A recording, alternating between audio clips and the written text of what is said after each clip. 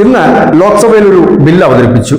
ഈ ബില്ല് കഴിഞ്ഞ ദിവസം ലോക്സഭയിൽ എത്തിയിരുന്നു, പക്ഷെ അവതരിപ്പിച്ചില്ല. അപ്പോൾ മുതൽ കേരളത്തിൽ പലയിടത്തും വ്യാപകമായി തന്നെ നിലവിളി ശബ്ദം ഉയരുകയുണ്ടായി. ഇതിനൊരു പ്രധാന കാരണമുണ്ട്. കഴിഞ്ഞ ദിവസം വന്ന മറ്റൊരു വാർത്ത കേരളത്തിലെ ഇടതു വലത് മുന്നണികൾക്ക് ഒരു വലിയ ഞെട്ടലുണ്ടാക്കി. അത് BJP തിരുവനന്തപുരം പിടിച്ചതല്ല, പകരം SIR അതിതീവ്ര വോട്ടർ പട്ടിക പരിഷ്കരണത്തോടെ കേരളത്തിൽ ഏതാണ്ട് 25 ലക്ഷത്തിലധികം പേർ വോട്ടർ പട്ടികയ്ക്ക് പുറത്തുപോയി. പരേതാത്മാക്കൾ, സ്ഥലം മാറിപ്പോയവർ, രണ്ട് പേരുകൾ, അതായത് ഒരു പേര് തന്നെ പലയിടത്തും ഉള്ളവർ, ഡബിളിംഗ് ഉള്ളവർ, ഒപ്പം തന്നെ യാതൊരു ഡോക്യുമെന്റും ഹാജരാക്കാൻ കഴിയാത്തവർ, അങ്ങനെ ഏതാണ്ട് 25 ലക്ഷത്തിലധികം പേർ പുറത്തേക്ക് പോയി.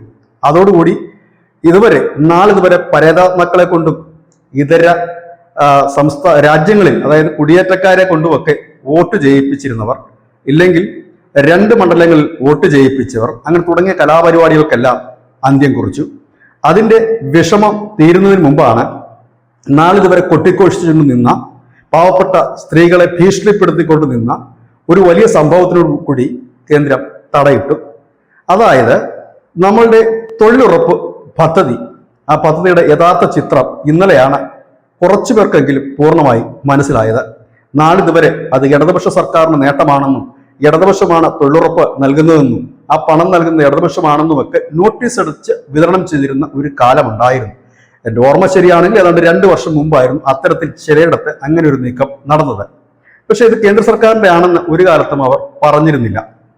പിന്നീട് ഇതിന്റെ ഫണ്ട് വരാൻ താമസിച്ചപ്പോൾ ഈ പാവപ്പെട്ട സ്ത്രീകളെയും കൂട്ടി കളക്ടറേറ്റിന്റെ പടിക്കൽ പോയി ധർണ നടത്തിയപ്പോഴാണ് അതിൽ കുറച്ച് സ്ത്രീകൾക്കെങ്കിലും മനസ്സിലായത് ഇതിന്റെ ഫണ്ടും കാര്യങ്ങളും എല്ലാം കേന്ദ്രമാണ് തരുന്നതെന്ന്. പക്ഷെ അവിടെ കൊണ്ടും തീർന്നില്ല അവരുടെ പീഡനം. പാർട്ടിയുടെ ബ്രാഞ്ച് കമ്മിറ്റി കൂടുമ്പോഴും സമ്മേളനങ്ങൾ കൂടുമ്പോഴും പ്രകടനത്തിനുമെല്ലാം ഈ തൊഴിലുറപ്പ് പദ്ധതിയിൽപ്പെടുന്ന പാവപ്പെട്ട സ്ത്രീ തൊഴിലാളികളെ ഭീഷണിപ്പെടുത്തിയും മറ്റും പങ്കെടുപ്പിക്കുന്നത് ഒരു പതിവ് കാഴ്ചയായിരുന്നു കേരളത്തിൽ. ഇതിനെയൊന്നും ചോദ്യം ചെയ്യാൻ കേരളത്തിൽ പലയിടത്തും BJPയുടെ നേതാക്കൾക്കൊട്ട് കഴിഞ്ഞതുമില്ല. ആ കാലമൊക്കെ പോയി. തൊഴിലുറപ്പ് പദ്ധതിയിൽ വലിയ പൊളിച്ചെഴുത്തുമായി കേന്ദ്രം രംഗത്തെത്തിയിരിക്കുന്നു. ഇപ്പോൾ ഉയർന്നിരിക്കുന്ന വിവാദങ്ങൾ എന്തൊക്കെയാണ്, അതിനുള്ള മറുപടി കൂടിയാണ് നമ്മൾ ഈ അവലോകനത്തിൽ ചെയ്യുന്നത്. ഇപ്പോൾ നിലവിൽ ഈ പദ്ധതിയുടെ പേര് മഹാത്മാഗാന്ധി ഗ്രാമീണ തൊഴിലുറപ്പ് പദ്ധതി. അത് ഇംഗ്ലീഷിൽ അതിന്റെ ചുരുക്കപ്പേര് പറയുമ്പോൾ MGNRIGA എന്നാണ്. അതായത് നരേഗ പദ്ധതി എന്നാണ് ഇത് അറിയപ്പെടുന്നത്. നരേഗ പദ്ധതി ഷോർട്ട് ഫോമിൽ നമ്മൾ പറയുമ്പോൾ നരേഗ പദ്ധതി, അത് MGNRIGA എന്നാണ് ഇപ്പോഴുള്ള പദ്ധതിയുടെ പേര്. ആ പദ്ധതിയുടെ പേര് മാറ്റുകയാണ്. Viksit Bharat guarantee for Rozgar and Ajeevika mission എന്ന പേരിലേക്ക് മാറുന്നു. അതായത് മഹാത്മാഗാന്ധി പോയി എന്നുള്ള വിലാപമാണ് ഇവിടെ ഉയരുന്നത്. രണ്ടാമത് ഒന്നുകൂടിയുണ്ട്, VBG റാംജി ബിൽ എന്നാണ്. ഈ രാമൻ വന്നതാണ് ഇപ്പോഴത്തെ ഏറ്റവും വലിയ ഒരു തലവേദന, ഇല്ലെങ്കിൽ ഇവരുടെ ടെൻഷൻ കൂട്ടുന്ന, ഇല്ലെങ്കിൽ ഇവരുടെ വേദനയ്ക്ക് ഒരു കാരണം ഈ രാമൻ ഇതിൽ കടന്നുകൂടിയാണ്. VBG റാംജി ബിൽ എന്നാണ് ഈ ബില്ലിന്റെ പേര് തന്നെ. അതായത് Viksit Bharat guarantee for Rozgar and Ajeevika mission. ഇത് ഷോർട്ട് ഫോമിലാക്കുമ്പോൾ VBG റാംജി എന്ന് തന്നെയാണ് പറയുന്നത്.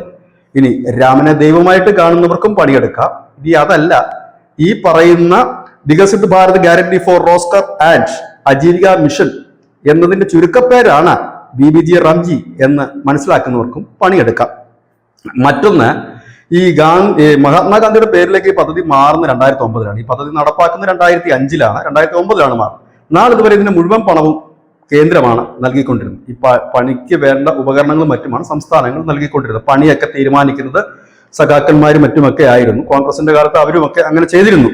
ഏതായാലും ഇന്ത്യ ഒട്ടാകെ 15.4 കോടി പേരാണ് ഈ തൊഴിലുറപ്പ് പദ്ധതിയിലുള്ളത്. കേരളത്തിൽ മാത്രമല്ല ഈ പദ്ധതി ഉള്ളത്, ഇന്ത്യ മുഴുവൻ ഈ പദ്ധതിയുണ്ട്. 100 തൊഴിൽ ദിനങ്ങൾ ഉണ്ടായിരുന്നു. ആ തൊഴിൽ ദിനങ്ങൾ വർദ്ധിപ്പിക്കണമെന്ന് തൊഴിലാളികളുടെയും തൊഴിലാളി സംഘടനകളുടെയും ഒക്കെ നിരന്തരമുള്ള ആവശ്യവുമായി അതും കേന്ദ്രം പരിഗണിച്ചിട്ടുണ്ട്. 100 ദിനം എന്നുള്ളത് 125 ദിനമായി മാറ്റുന്നു.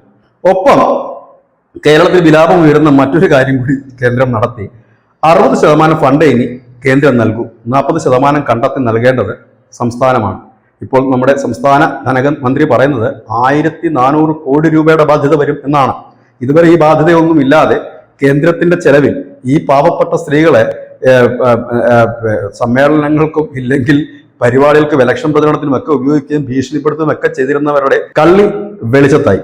ഒരു ഭാഗത്ത് വോട്ടേഴ്സ് ലിസ്റ്റിൽ വ്യാപകമായി നടന്നിരുന്ന ക്രമക്കേടും കലാപരിപാടികളും എല്ലാം അവസാനിപ്പിച്ചു. അതോടുകൂടി പല ഇടങ്ങളിലും വോട്ട് വലിയ രീതിയിൽ തന്നെ പോയി.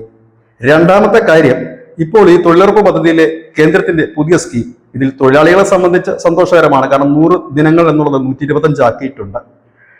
മറ്റൊന്ന്, ഈ ഗ്രാമസഭകളായിരുന്നു എവിടൊക്കെ എങ്ങനെയൊക്കെയാണ് ഈ പദ്ധതി നടപ്പാക്കേണ്ടതെന്ന് തീരുമാനിച്ച് ഇനി മുതൽ അത് വേണ്ട എന്നാണ് കേന്ദ്രം പറഞ്ഞിരിക്കുന്നത്. അവർ പറയുന്ന ചില പദ്ധതികളുണ്ട്. ഒന്ന്, ജലസംരക്ഷണം, ഗ്രാമീണ മേഖലയുടെ അടിസ്ഥാന വികസനം, ജീവിത ഉപാധി കണ്ടെത്താനുള്ള തൊഴിലുകൾ. ഇതൊക്കെയാണ് തൊഴിൽ ഉറപ്പ് പദ്ധതിയിൽ പെടുത്തിയിരിക്കുന്ന തൊഴിലുകൾ. അതായത് ഈ ഹാർവസ്റ്റിംഗ് സമയത്ത്, അതായത് വിളവെടുപ്പ് സമയത്തും മറ്റുമൊക്കെ തൊഴിലുറപ്പ് അനുവദിക്കില്ല എന്നുകൂടി കേന്ദ്രം പറഞ്ഞിട്ടുണ്ട്. ഈ വിളവെടുപ്പ് എന്ന് പറയുമ്പോൾ കേരളത്തിൽ പ്രത്യേകിച്ച് അങ്ങനെ ഒരു സംഭവം ഇല്ലാത്തതുകൊണ്ട് നമുക്ക് ഈ വിളവെടുപ്പിനെ കുറിച്ച് അറിയില്ല. പക്ഷെ നോർത്ത് ഇന്ത്യയിലൊക്കെ കർഷക ഇടങ്ങളാണ്. അതുകൊണ്ട് തന്നെ ഗോതമ്പ്, ബാർലി, ചോളം, ഒപ്പം തന്നെ തിന, കടുക്, ഉള്ളി, ഉരുളൻകിഴങ്ങ് തുടങ്ങിയ എല്ലാത്തിന്റെയും വിളവെടുപ്പ് പല ഘട്ടങ്ങളായി നടക്കും. അവിടെ ആ കർഷകർക്ക് അവർക്ക് തൊഴിലിനുള്ള ഒരു അവസരത്തിന് വേണ്ടിയിട്ടാണ് ആ മേഖലകളിൽ വേണ്ട ഹാർവസ്റ്റിംഗ് ഡേക്ക് ഈ തൊഴിലുറപ്പ് പദ്ധതി അത് പെടുത്തണ്ട എന്ന് പറഞ്ഞിരിക്കുന്നത്.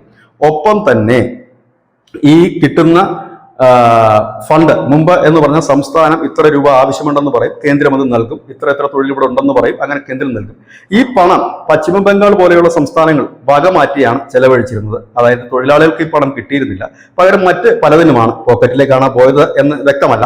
ഏതായാലും അങ്ങനെ പല സംസ്ഥാനങ്ങളും വകമാറ്റി ചെലവഴിച്ചതും കൂടി കണക്കിലെടുത്താണ് കേന്ദ്രം ഇപ്പോൾ ഈ സ്കീം കൊണ്ടുവന്നിരിക്കുന്നത്. അതുമാത്രവുമല്ല, 2 പതിറ്റാണ്ട് കഴിഞ്ഞു ഇങ്ങനെ ഒരു തൊഴിലുറപ്പ് പദ്ധതി കൊണ്ടുവന്നിട്ട്. ഇനി അത് കാലോചിതമായി മാറ്റം വരുത്തേണ്ടതുണ്ട്. ഏതായാലും അവരുടെ പ്രധാനപ്പെട്ട വിലാപങ്ങൾ ആദ്യം ഉയർന്നു കയറ്റുന്നത് ഗാന്ധിജിയെ മാറ്റി എന്നുള്ളതാണ്. ഗാന്ധിജിയെ മാറ്റി എന്നുള്ളതല്ല, മാറുന്ന കാലമനുസരിച്ച് നമ്മുടെ രാജ്യത്തിൽ വികസിത് ഭാരതാണ് നമ്മളുടെ ഇപ്പോഴും ഉയർത്തിയിരിക്കുന്ന മുദ്രാവാക്യം. അതിനനുസരിച്ച് ഈ തൊഴിലുറപ്പ് പദ്ധതി പരിഷ്കരിച്ചിരിക്കുകയാണ്. അപ്പോൾ അതിന്റെ പേരും സ്വാഭാവികമായി തന്നെ മാറും. അതിൽ ചുരുക്കപ്പേരിലേക്ക് എത്തുമ്പോൾ VBG റാംജി എന്നാണ്. ഈ രാമനാണോ നിങ്ങളുടെ പ്രശ്നം എന്നറിയില്ല. ഏതായാലും ഇനി രണ്ടാമത്തെ കാര്യം, ഇതുവരെ നിങ്ങൾ തള്ളിമറിച്ചുകൊണ്ടിരുന്നത് സംസ്ഥാന സർക്കാരിന്റെ ആയിരുന്നു പദ്ധതി എന്നുള്ളത് പൊളിഞ്ഞിട്ടുണ്ട്. ഇനി മുതൽ 60% മാത്രമേ കേന്ദ്രം തരൂ, 40% സംസ്ഥാനം കണ്ടെത്തുക തന്നെ വേണം. മൂന്നാമത്തെ കാര്യം, നിങ്ങൾ ഏതാണ് ജോലി നിശ്ചയിക്കേണ്ട, ജോലി നിശ്ചയിച്ചിട്ടുണ്ട്. ഇനി മറ്റൊരു പ്രധാനപ്പെട്ട കാര്യം കൂടി ഇതിലുണ്ട്, ഡിജിറ്റലൈസ് ചെയ്യുകയാണ്. അതായത് എന്ത് തൊഴിലാണ് ചെയ്തത് എന്നൊക്കെയുള്ള എല്ലാം അപ്പോൾ തന്നെ ഡിജിറ്റലൈസ് ചെയ്യുന്നു. ഇപ്പോൾ തന്നെ ആ സംവിധാനം നിലവിലുണ്ട്. അത് കുറച്ചുകൂടെ കാര്യക്ഷമമാക്കുന്നു. ഒരുപക്ഷെ കേന്ദ്രത്തിന്റെ ഫണ്ട് ഇനി മുതൽ ഈ തൊഴിലുറപ്പിൽ ഉള്ള തൊഴിലാളികൾക്ക് നേരിട്ട് എത്തിയേക്കും. സംസ്ഥാനവും ഒരുപക്ഷെ ഈ ഡിജിറ്റലൈസേഷൻ വഴി, മൊബൈൽ വഴിയൊക്കെ നേരിട്ട് അവർ തരുമായിരിക്കാം, അറിയില്ല. ഇതാണ് ഇപ്പോഴുള്ള പ്രധാനപ്പെട്ട ഒരു വ്യത്യാസം. ഏതായാലും ബില്ല് സഭയിൽ എത്തിയിട്ടുണ്ട്, വിലാപങ്ങൾ തുടങ്ങിയിട്ടുണ്ട്. അതായത് മറ്റൊരു സംസ്ഥാനത്തിനും ഈ വിഷയങ്ങളൊന്നും തന്നെ ഇല്ല. അവിടെയൊക്കെ തൊഴിലുറപ്പ് പദ്ധതികളൊക്കെ ഭംഗിയായി നടക്കുന്നുണ്ട്. പക്ഷെ ഇവിടെ മാത്രം വിലാപം ഉയരുകയാണ്. ഇനി ഇതിന്റെ തൊട്ടു പിന്നാലെ SIR വിലാപവും ഉയരുമായിരിക്കും. ഇത് തന്നെയാണ് ന്യൂസ് പോയിന്റ്. നന്ദി, നമസ്കാരം.